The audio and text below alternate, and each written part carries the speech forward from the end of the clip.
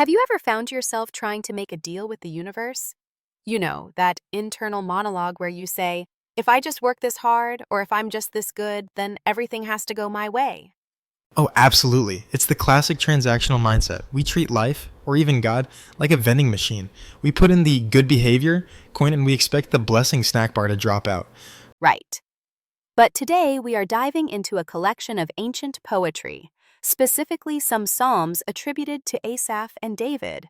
That takes that vending machine and completely smashes it. It's actually quite jarring. It is. It starts with this incredible courtroom drama in Psalm 50. You have the Creator summoning the entire earth from sunrise to sunset, basically calling a hearing against humanity. But the twist is what he's angry about. He's not angry that people aren't religious enough. He's angry that they think their rituals actually benefit him. That part really stood out to me. The imagery is almost sarcastic.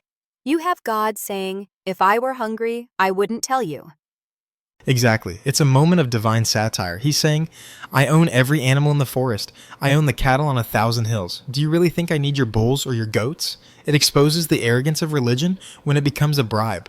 We think we're doing God a favor, but Asaph is reminding us that the Creator is entirely self-sufficient. He doesn't want a transaction. He wants gratitude. He wants a relationship based on honesty, not performance. And yet, the text shifts gears pretty violently. If Psalm 50 is about religious hypocrisy, the next section, Psalm 53, dives into the mind of the total skeptic, the fool who says there is no God. It's a grim picture. It's not just about intellectual atheism, it's about moral decay. The text describes a society where people have become so corrupt that they eat up people like bread. That phrase is terrifying. Eating people like bread. It implies that using others has become as mundane and daily as eating lunch. Precisely. It's the ultimate result of removing the divine from the equation. When there's no higher authority, people become commodities. The writer looks down and sees that everyone has turned aside. It's a hopeless feeling, realizing that human nature, left to itself, just spirals into rot. You can feel the desperation for some kind of rescue because fixing it from the inside clearly isn't working. Which leads us right into the emotional low point of this collection. Psalm 60. This isn't just observing corruption. This is feeling the consequences. The writer sounds like they've been punched in the gut.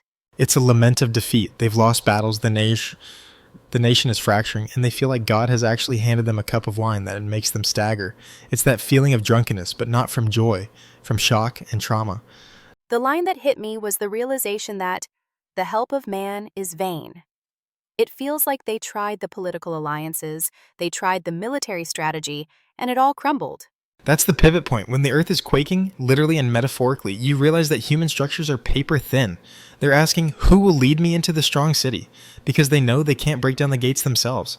It's the death of the ego. You stop trusting your own arm to save you.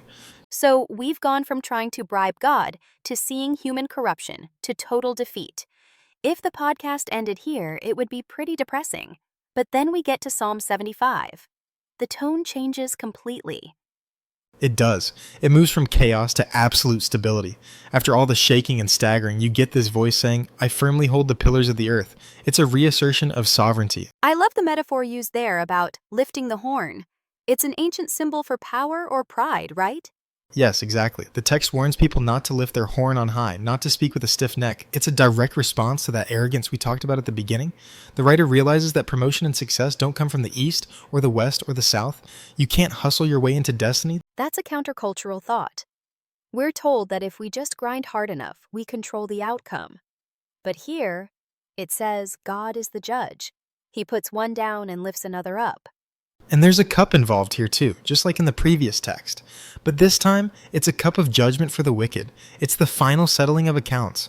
The beauty of this progression is that it moves us from thinking we are in control, either through religious rituals or human power, to realizing that we are small. But that smallness isn't bad. It's actually a relief, isn't it? It is. Because if I'm not the one holding up the pillars of the earth, then I don't have to worry when the ground shakes. I just have to trust the one who is holding them. It moves us from transactional anxiety to a place of trust. That's the paradox. We want control, but control makes us miserable. Surrender is scary, but it's the only place where we actually find stability. Exactly. The cattle on 1,000 hills don't worry about the stock market. They just exist in the care of their owner. Maybe we're supposed to learn something from them. A humbling thought to leave us with. We aren't the judges and we aren't the architects. We're just the guests. Thanks for listening, and we'll catch you next time. If you have been blessed by this, please like, subscribe, and share this joy with others. God bless.